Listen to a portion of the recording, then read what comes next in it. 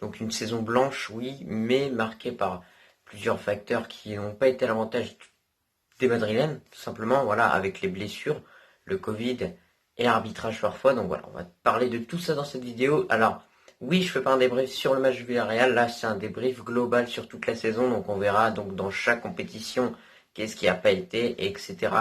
Enfin, tout en gros, on va faire un récapitulatif de tout, mais peut-être que j'oublierai quelques informations, donc dites-moi en commentaire, vraiment en commentaire c'est important, dites-moi ce que vous pensez de tous mes arguments, etc. Donc voilà, on va commencer tout de suite par la première compétition. Voilà, je prends hasard la Copa del Rey. Donc en Copa del Rey, tu es éliminé par Alcoyano. Donc voilà, sur cette compétition, bah tu peux pas faire grand-chose, même si franchement c'est très dommage quand tu vois l'équipe d'Alcoyano et l'équipe que le Real a alignée. Alors oui, le Real quand tu mets l'équipe B, bah t'as pas d'équipe B, t'as pas de remplaçant. C'est-à-dire que le Real cette saison n'a pas de remplaçant réel. Isco, Marcelo sont cuits, on le sait déjà depuis longtemps. Mariano, bah, à part tamponner des défenseurs ou mettre des têtes, il sait pas faire grand-chose, il est mauvais techniquement, il y a beaucoup de lacunes techniques, et ça pose problème, puisque le Real, c'est un football qui est très technique, etc. Voilà, on le voit avec Benzema, tout simplement. T'as ligne de Rezzola, tout ça, Militao qui était pas du tout en forme, hein, voilà, on va se le dire, au début de saison, il était éclaté, on va se le dire honnêtement. Donc voilà, tu perds ce match en prolongation. En plus, t'as Marcelo et les machins qui rigolent. On annonce toujours Zidane sur la sellette, mais il n'est pas sur la sellette. Et le Real est donc éliminé. Voilà, pour le bilan en Copa del Rey, qu'est-ce que vous voulez dire de plus? Le Real s'est fait éliminer dès le premier tour, dès les premiers matchs en fait, tout simplement de cette saison. Donc voilà, tout simplement. Ensuite, en Ligue des Champions, bah là, on a plutôt le Real Madrid qui a réalisé quelque chose de beau et qui a créé la sensation dans cette Ligue des Champions. Je suis désolé. Quand tu voyais l'effectif du Real Madrid et les attaquants surtout, bah tu t'imaginais pas que le Real Madrid allait réellement réussir à avoir un tel niveau dans cette Ligue des Champions. Donc voilà. Tout d'abord, puisque bah déjà en phase de poule, dès les phases de poule, bah tu perds ton premier match 3-2 en alignant une équipe encore une fois pas du tout compétitive hein, avec les Jovic et etc. Et une équipe qui est pas habituée à jouer ensemble. On a clairement vu que le Real cette saison ne sait pas jouer sans Benzema, clairement, faut se le dire les gars honnêtement. Donc tu perds ton premier match, ensuite t'en perds d'autres. T'as plus ton destin entre les mains et l'Inter heureusement gagne contre Gladbach. Donc voilà, tu as encore ton destin entre tes mains et tu dois absolument gagner contre Gladbach qui met les deux buts de Benzema. Donc là déjà dans les premiers problèmes qu'on peut réellement évoquer sur cette saison du Real Madrid, c'est une dépendance à Benzema. Voilà, tout simplement. C'est lui qui a marqué le plus de buts, il doit être impliqué sur 34 buts ou plus, mais franchement c'est un joueur juste incroyable. Et je me dis, sans lui, où est-ce qu'on serait? Est-ce qu'on serait sixième de Liga? Est-ce qu'on serait éliminé de phase de poule de Ligue des Champions? Est-ce qu'on serait dernier même de phase de poule de Ligue des Champions? Puisque derrière, si vous défendez mais que ça marque pas, vous vous faites punir directement, tout simplement. Donc voilà, en Ligue des Champions. Ensuite, l'Atalanta, Mendy nous lâche une frappe au match aller. Voilà, on a vu Benzema était absent pour ce match, on l'a clairement ressenti sur l'animation offensive qui était absente hein, tout simplement. Donc il y a des débriefs hein, sur tous ces matchs. Je vous invite à les regarder pour vous remettre un petit peu dans la tête de tous ces matchs tout simplement. Donc voilà, Mendy nous lâche une frappe salvateuse hein, dans les derniers moments du match, dans les derniers instants réellement. Voilà, donc le Real s'en sort. Ensuite, au match retour, le Real gagne assez tranquillement. Voilà, 3-1 avec le retour de Ramos, donc qui met un penalty. D'ailleurs, le Real Madrid, on va se le dire honnêtement, le gros problème de cette saison, c'est les blessures, clairement, et c'est donc la préparation physique réellement, la pré-saison qui a été catastrophique, je pense, puisque on l'a clairement ressenti dès que les joueurs revenaient, manque de rythme et beaucoup d'autres choses. Et franchement, c'est pour un club comme le Real Madrid, avoir autant de blessés, c'est assez rare. Et là, franchement, cette saison, elle est juste. C'est pour ça que, en fait, cette saison blanche, elle est un peu logique, puisque déjà que t'as pas le bon effectif, et que je vais vous le dire honnêtement, j'ai jamais vu le Real Madrid jouer cette saison avec tout son effectif. Mais quand je vous dis tout, c'est pas un seul joueur blessé, c'est pas les Mariano et les machins. Je l'ai pas vu le Real Madrid une seule fois cette saison jouer avec tout son effectif. Donc voilà. Sinon, dans la continuité de ce que je disais en Champions League, ensuite on est tombé contre Liverpool, on crée la sensation en se qualifiant donc grâce à une victoire 3-1 à Di Stefano et un match retour 0-0 à Anfield contre Liverpool. Donc voilà, avec un grand Vinicius à l'aller, mais qui était bon. Et pourquoi il était bon, Vinicius, on va également l'évoquer. Voilà, Vinicius, lui, sa grande difficulté, c'est que lorsqu'il tombe contre une équipe réellement où l'équipe défend bas, il peut pas prendre la profondeur puisque les défenseurs sont pas hauts. Et c'est ça le problème. Alors que Liverpool, les défenseurs étaient hauts, du coup, tu avais juste à le lancer en profondeur avec des joueurs comme Kroos ou Modric et il finissait parfaitement toutes ses actions. Donc voilà, tout simplement.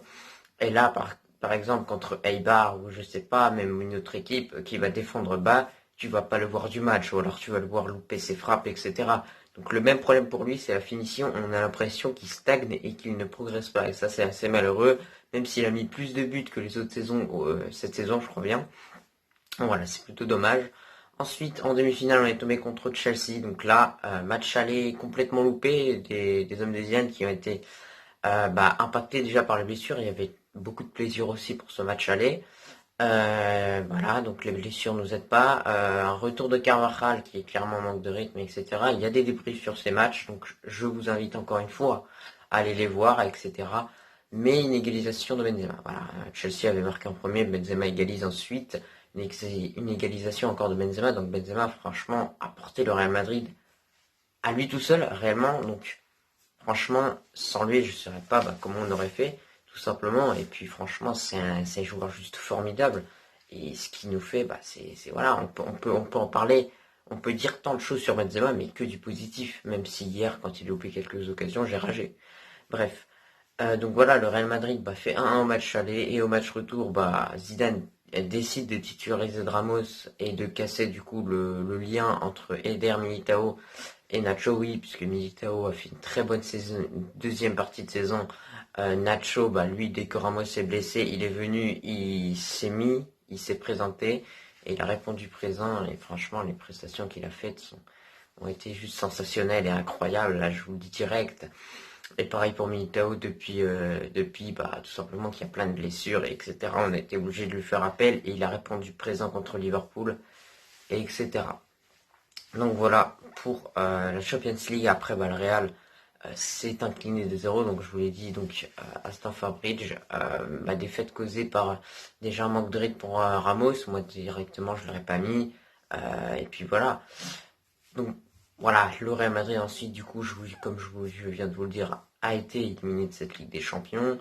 Donc voilà, pour la Champions League, voilà la saison du Real Madrid dans l'ensemble pour la Champions League, meilleur buteur Benzema, je crois bien, et puis voilà. Ensuite, en Liga, c'est plus compliqué. Voilà, le Real Madrid, en première partie de saison, je ne vais pas vous le cacher, perd des gros matchs, comme par exemple la défaite contre Valence, on s'en rappelle, voilà, où tout le monde annonçait Zidane sur la sellette comme d'habitude, un peu, avec le match raté de Marcelo, le penalty provoqué par Ramos sur une main qui est pas vraiment main, enfin je sais pas comment expliquer.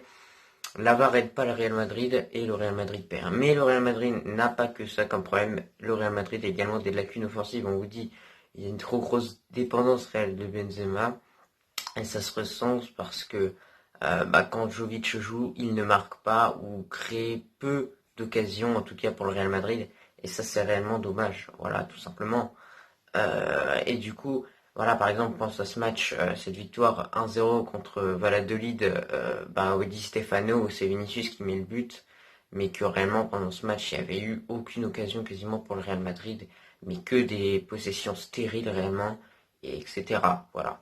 Ensuite, dans cette Liga, le Real Madrid perd aussi pas mal de points, franchement, c'est assez dommage. Par exemple, les matchs nuls contre Elche, les matchs nuls. Il y a plein de matchs nuls en tout cas que le Real n'a pas. C'est vraiment dommage. Tu gagnes pas une Liga en faisant plein de matchs nuls ou des défaites.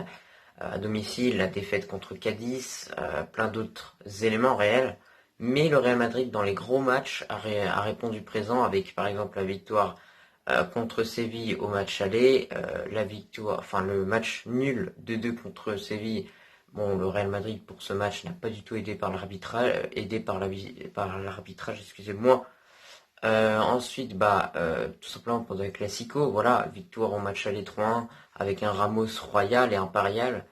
Match retour, victoire aussi avec un Nacho Militao incroyable, ainsi qu'un Kroos aussi au top de sa forme, tout simplement. Et alors contre l'Atlético, au match aller, le Real Madrid a gagné donc le match avec un très grand Carvajal et un très grand Casemiro. Et au match retour, a réussi à arracher le point du nul qui était tellement important dans cette course au titre pour pouvoir encore y croire grâce à Benzema. Donc voilà, tout simplement. Benzema n'a pas marqué dans les grands matchs, mais dans les petits matchs, parfois, il faut mettre un but, deux buts. Par exemple, je pense contre le Celta Vigo, ou etc. C'est lui qui va te le mettre, le but. Et c'est ça qui est important réellement. Sinon, moi, je pense que le Real Madrid a perdu trop de points bêtes, mais réellement, on peut pas en vouloir à l'équipe, étant donné que l'équipe a réellement beaucoup de blessures, du Covid et plein d'autres facteurs. Par exemple, je vous prends un exemple, 5 blessures pour Ramos. Ramos qui est quand même un grand cadre dans cette équipe, un joueur qui joue tous les matchs d'habitude en saison habituelle. Et je pense que pour les coéquipiers, ça leur fait un truc quand même dans le vestiaire, c'est plus du tout la même entente. Et c'est ça réellement le problème. Donc voilà, il y a également Benzema qui s'est blessé une ou deux fois. On a vu directement l'impact. Et heureusement que Benzema est là, puisque lui, Benzema, physiquement, il doit être incroyable, puisque franchement, pour tenir autant de matchs, il faut être fort. Pareil pour Modric, pareil pour les Kroos, qui ont toujours été là malgré les blessures. Eux aussi qui ont subi quelques blessures, mais peu. Donc voilà, il y a quelques rescapés. Il y a également Ferland Mendy qui a subi une blessure précédemment, avant. Qui en a subi plusieurs et malheureusement tout le monde a été impacté réellement par ces blessures, à part je crois Vinicius, ou alors Vinicius une ou deux, mais des petites blessures d'une semaine même pas. Mais voilà, c'est une saison marquée par les blessures, donc c'est pas évident d'être au top. Et c'est pour ça qu'à la demi-finale de Ligue des Champions et finir dauphin de l'Atlético en Liga, c'est quand même quelque chose de très beau, même si tu as pas de titre, même si tu te dis que tu as fait tout ça pour rien en quelque sorte, hein, même si tu gagnes une certaine somme d'argent en Liga quand tu finis deuxième, voilà, donc 52 millions, un truc comme ça, c'est déjà pas mal pour les transferts, pour recruter. D'ailleurs, on en parle de ça dans une tier list que je ferai donc de mes ventes et de mes arrivées pour le Real Madrid pour la prochaine saison. Donc voilà, on parlera de ça tout tranquillement et on fera les choses très très bien. Donc voilà, sinon sur cette Liga, le Real, comme je vous l'ai dit, on perd des points bêtes. Par exemple, déjà, Benzema, il a abandonné avec son attaque. Bref, on a fait le point sur cette Liga. Maintenant, on va passer donc à la Super Coupe d'Espagne où on s'est fait éliminer donc par l'Athletic Bilbao. Que dire de cette coupe? Pas grand-chose. Voilà, le Real Madrid s'est fait éliminer logiquement. Et puis voilà, Bilbao a mérité. Il y avait beaucoup de fatigue lors de ce match. Je vous invite du coup à aller regarder mon débrief sur ce match. Donc voilà, avec une équipe du Real, encore une fois, offensivement, pas dangereuse, voilà. Pas aidé par la réussite également, parce qu'il y aurait eu des pénaltys qui auraient dû être sifflés, un poteau d'Asensio également. On y pense à tout ça, mais il y a eu peu de réussite pour le Real Madrid, comme je vous ai dit, les blessures, etc. Et donc alors, on va passer donc à la dernière rubrique de cette vidéo. Donc voilà, je vais vous le résumer en quelque sorte. Après, je ferai des vidéos spéciales sur ça peut-être. Donc dites-moi en commentaire si vous voulez. Quel type de vidéo, le titre, etc. Donc, qu'est-ce qu'il faut changer pour moi? Déjà, changer de préparateur physique. Tous les vieux cadres, etc. Marcelo, pas Ramos. Ramos, il doit rester. Franchement, je ne vois pas où est-ce qu'il pourrait partir ailleurs du Real Madrid. C'est un joueur qui doit finir sa carrière là-bas. Pareil pour moi. Vous allez me dire, ouais, mais pareil pour Marcelo. Mais Marcelo, pour moi, c'est cuit, c'est mort. Isco, oui, pareil. Il y en a plein d'autres. Mais on fera le point sur une autre vidéo, tout simplement. Après, moi, je pense qu'il faut faire, c'est vraiment recruter et vendre en masse. Et voilà, je pense pas que les joueurs comme Odriozola, faut les prendre, puisqu'on a vu qu'ils sont capables d'avoir une certaine réflexion et de s'améliorer et de travailler dur pour être meilleurs, tout simplement. Sur ce, j'espère que cette vidéo t'a plu, et moi je te dis tout simplement à la prochaine.